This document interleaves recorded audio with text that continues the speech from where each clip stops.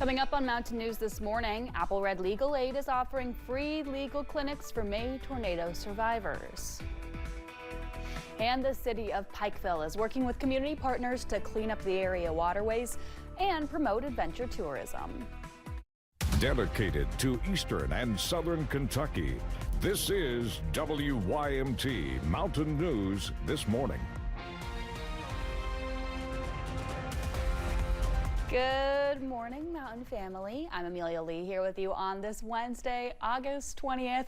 It's 5:31 this morning and time to check in with our weather with Megan Dusmall. It's still hot outside, Megan. I still can't wait for those cold temps, but we've got a little bit of hope for later this week. I do have that little bit of hope for you to hold on to as we're going through yet again another hot day, especially as you're heading out this morning. We're seeing those temperatures warmer than yesterday, mostly the upper 60s and low 70s for your Wednesday morning, and we're no longer looking at the 90s for the afternoon, but instead the upper 80s. But we do have high humidity, so feels like temperatures will be about as we saw yesterday. Now, the good news is we'll see some slightly cooler temperatures for your Thursday and Friday and significantly cooler temperatures as you're heading into your next work week. But in terms of rain chances this morning, we are nice and clear. We are tracking some rain just out west of our region over Danville. Now, that could be moving into our region over the next couple hours. We'll see how it develops. Now, in terms of the rest of your day, though, it's going to be overall a rainy day, especially for our more eastern counties. We're going to see some scattered showers and storms popping up and continuing and clearing overnight. Amelia. A new court date is set for the husband and wife charged in the death of 10-year-old Jaden Spicer in Breathitt County. Felicia Gross, Jaden's mother, is charged with murder. Her husband, Joshua Gross, faces a list of charges, including complicity to murder. Both are scheduled in court on September 5th. Their charges came 1 week after Jaden's body was found in a shallow grave. Investigators say Felicia Gross admitted to giving him sleep medicine that she says led to Jaden's death. His funeral is set for tomorrow. 2 men convicted in the killing of Bardstown mother Crystal Rogers will not learn their prison sentence until next month. Crystal's boyfriend at the time she disappeared, Brooks Hauk, and Joseph Lawson will now be sentenced on September 17th. They were supposed to learn their punishment on Thursday. The judge in the case says the court moved the date because Joseph Lawson has been dealing with serious health problems. The jury recommended Lawson to serve 20 years in prison while Hauk spend his life in prison. A third man convicted in the case, Joseph Lawson's father, Stephen, was sentenced to 17 years in prison earlier this month. Drivers are frustrated over the time it's taking to travel between Interstate 75, and that's between Richmond and Lexington. There's been numerous backups as a major paving and milling project continues in Madison County. WYMT's Phil Pendleton spoke to drivers and police about the issue people are facing. Cars are a big part of Owen Stennett's work during the day, but when it hits 5 o'clock, traffic becomes a major issue just off of Colonel Road near Interstate 75. I usually take the interstate home, but now I try to find the back roads home. But now all the back roads are clogged up because everyone's getting off the interstate. So it's an additional 20 to 30 minutes trying to get home. Paving work on the interstate goes on all day, but during certain times of the day, mostly in the morning and later in the afternoon, it's like a big standstill. Almost all the time, people coming, south up north, or say, man, waiting in traffic on the interstate, and like we've been experiencing it every day for the past 3 or 4 weeks. Police say they have seen more accidents since this paving project began, but they say that drivers need to prepare themselves and simply to be patient through the process. Police say they're staying in close communication with both the Transportation Cabinet and the Allen Company, who is contracted to do the paving work. We really need to be hyper vigilant when we're entering construction zones, and when we see signs, we need to pay attention to what they say. Merging has become somewhat of an issue around exits 87 and 90. Milling and paving can make that challenging. Sometimes that prevents the ability to have a large merge lane. And they have to really shrink that down just for safety purposes. State transportation officials say there's been no delays in the timetable, and they say completion is still set for late October. In Madison County, Phil Pendleton, WYMT Mountain News. State Transportation Cabinet officials say drivers need to slow down, stay alert, keep their distance as road conditions can change. Drivers are also encouraged to give themselves more time to travel. Laurel County deputies say a London man is facing multiple charges after hitting several trash cans while driving intoxicated. The sheriff's office reports 59-year-old Charles Earl Nance was arrested Sunday night on Pleasant View Road. Deputies say Nance was unsteady, slurred his speech, and smelled of alcohol. He's charged with DUI, driving on a suspended license, and leaving the scene of an accident. Nance was taken to the Laurel County Correctional Center. Also in Laurel County, a man is accused of being high on acid and causing a disturbance. The sheriff's office is reporting that deputies arrested 44-year-old Dustin Newman Monday morning on Old Way Road.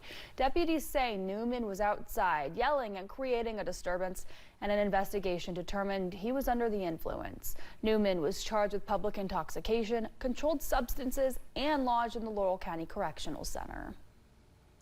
West Virginia has filed a lawsuit against a pharmacy benefit organization over the opioid crisis. Attorney General J.B. McCusty calls the organization the architect of the crisis in West Virginia. The lawsuit against Express Scripts was filed on Friday. Monday, McCusty made the announcement saying Express Scripts played a pivotal role in the crisis by its efforts to keep its role hidden from the public. Was how many people were losing to this crisis. And so the main goal here for me is to get past this issue, have the resources we need to solve the problems that we have so that the stories that are written about West Virginia are, look at our incredible national park system, look at all of the incredible economic opportunities that we have, and hopefully in the very, very near future, look at what our public schools are doing to produce people who are ready for the new economy. And McCusty says Express Scripts considered with opioid manufacturers to incentivize having them prescribed. Governor Andy Beshear is banning selling a drug that Attorney General Russell Coleman has called designer Xanax. The drug, called bromozolam, is no longer legal in Kentucky. Attorney General Coleman says it's dangerous and unpredictable and linked to nearly 50 deaths in the Commonwealth. With the new policy, law enforcement will have the ability to arrest someone who either owns or sells the drug. Attorney General Coleman is leading a group of more than 20 attorney generals in this policy push. Applered Legal Aid is offering free legal clinics for May tornado survivors. Disaster response attorney and pro bono legal volunteers will offer expert legal help for a successful FEMA Applered. Applered's pro bono and disaster response teams will be set up on September 23rd from 9 until 3 at the Laurel County Courthouse and on September 24th from 10 to 4 at the Pulaski County Public Library. We are all working together to keep survivors, just make sure that they have that hope. That's been a really hard thing for a lot of folks to deal with after, dealing with 3 disasters in a very short period.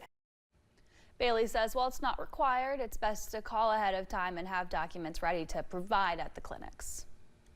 The city of Pikeville is partnering with the University of Pikeville's football program this week, tackling some tires that have been in the Lavisa Fork River for decades. Half the football team joined with city organizers yesterday, working to pull tires from an old dumping spot near the Kentucky Enterprise Industrial Park entrance. Organizers say the annual cleanup is bringing the volunteers out for the 3rd year in an effort to clean up the water and help boost tourism on the river. The students helped pull up more than 200 tires in just a couple of hours, saying it feels good to help give back to the community. That's more than just the riverways. It's part of getting into the community and kind of showing that we want to be supported by them. We want to support them first to show that we'll get out here and do about anything. The student athletes are helping to do the heavy lifting ahead of Saturday's community cleanup event, during which organizers are asking folks to bring their boats or kayaks and help float tires to the bank. That'll take place at 9 o'clock Saturday morning behind the Pikeville Fazoli's. A teacher in Perry County has made it to the final round of a special nomination. Davina Baker is a teacher for Perry County Central High School, and she's now a finalist for this year's Kentucky Teacher of the Year. Baker oversees the biomedical program at the high school. The program acts as the pathway to help students who are interested in the medical field. I actually had a student contacted me and said, "Hey, this is awesome. By the way, I sent in your nomination." And it brought tears to my eyes because it's someone who says, over 4 years, you've impacted my life for the positive. You've changed the trajectory of where I'm going. You have gave me an outlet to achieve dreams that I didn't have before. The finalist banquet will be on October 7th in Frankfort. The top finalists from elementary, middle, and high schools will be presented from those final 3 selected. An overall Teacher of the Year will be announced. And we also spoke to one of the co-principals of Perry County Central High School, Dr. Michelle Ritchie Curtis. She says Mrs. Baker prepares her students for the health field, and it was no surprise to hear that she'd been nominated by a student for this honor. She's a phenomenal teacher.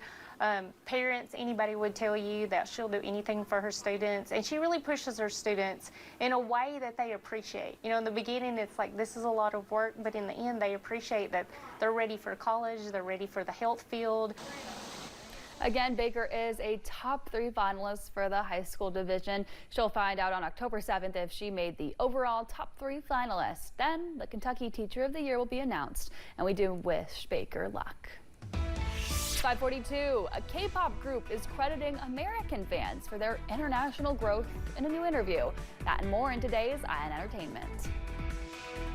And we're tracking rain chances this morning and throughout the day.